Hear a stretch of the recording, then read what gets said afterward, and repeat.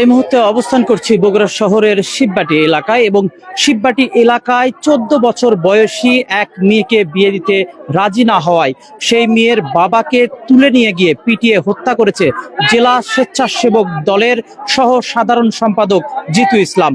এবং এই ঘটনায় যাকে অর্থাৎ মেয়ের বাবাকে হত্যা করা হয়েছে তার নাম শাকিল। তিনি এই শিববাটি এলাকার মৃত সাজু মিয়ার ছেলে, এবং তিনি এই যে আমার পিছনে ক্যামেরার চোখে যে বাড়িটি দেখতে পাচ্ছেন এই বাড়িতেই অর্থাৎ নিহত শাকিল ভাড়া থাকতেন তার পরিবার নিয়ে। তার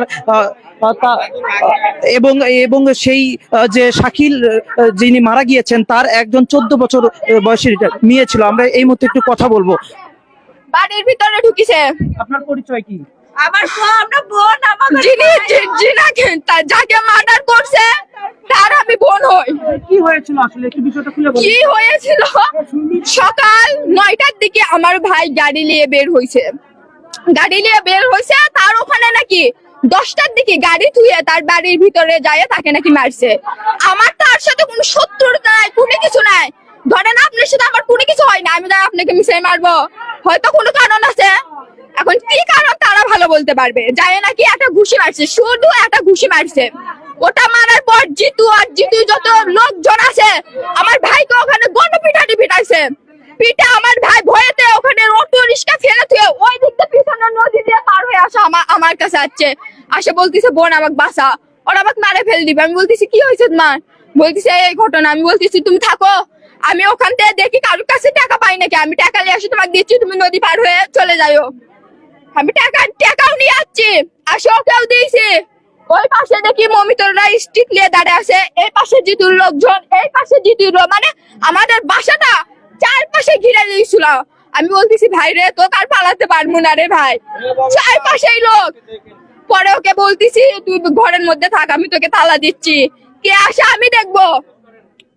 আমি ওকে তালা দিয়েছি ঘরের মধ্যে, তালা দিয়ে আসে বাইরে দাঁড়িয়ে আসি। দেখি জিতুর যত চ্যাংড়া প্যাংড়া আছে হুন্ডে নিয়ে আসে কই থেকে যেন খবর পাইছে যে হলো যে ছেলে এখানে আছে।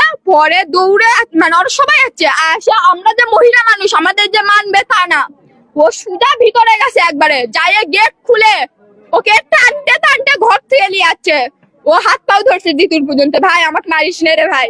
আমি আরে ভুল জীবনে করবো না, হাত পাও ধরে কান দিছে। জিতু বলতেছে তোর গায়ে কোনো কিছু টাচ থাকবে না, আমি তো ক্লিয়ার যাচ্ছি। মমিন তোর নামে যে ছেলে তাই পর্যন্ত বলতেছে আমি কথা দিয়ে যাচ্ছি তোর ভাইয়ের গায়ে কোনো টাচ লাগবে না।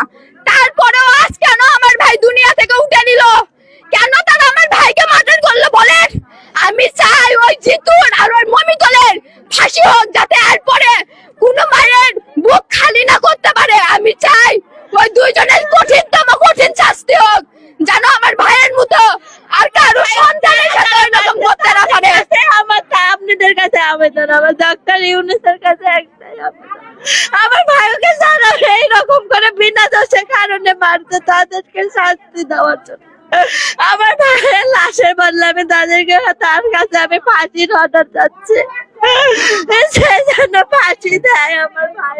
দর্শক এই নিহত শাকিলের পরিবারের সঙ্গে আমরা এতক্ষণ কথা বললাম। অর্থাৎ শাকিলের যিনি মারা গিয়েছেন এই নিহত শাকিলের বোনরা যেমনটি অভিযোগ করে বললেন যে স্বেচ্ছাসেবক দলের বগুড়া জেলা স্বেচ্ছাসেবক দলের সহ সাধারণ সম্পাদক জিতু ইসলাম সহ তার বাহিনীর বেশ কয়েকজন যুবক তারা এখানে এসে তাকে বাড়ি থেকে তুলে নিয়ে গিয়ে নদীর পাড়ে সেখানে পিটিয়ে হত্যা করে। এবং আমরা জেলা পুলিশের তথ্য মতে যেমনটি পেয়েছি, তারা জেলা পুলিশ বলছেন যে এই ঘটনার যে মূল হোতা জেলা স্বেচ্ছাসেবক দলের সহ সাধারণ সম্পাদক জিতু ইসলাম, তিনি ইতিমধ্যেই পুলিশের হেফাজতে রয়েছে, পুলিশ তাকে গ্রেফতার করেছে। এই ছিল বগুড়া শহরের শিববাটি এলাকার যে শাকিল হত্যাকাণ্ড, সেই হত্যাকাণ্ডের খবর এতক্ষণ আপনাদের সঙ্গে জানাচ্ছিলাম। এতক্ষণ আপনাদের সঙ্গে সরাসরি যুক্ত ছিলাম আমি ববিন রহমান।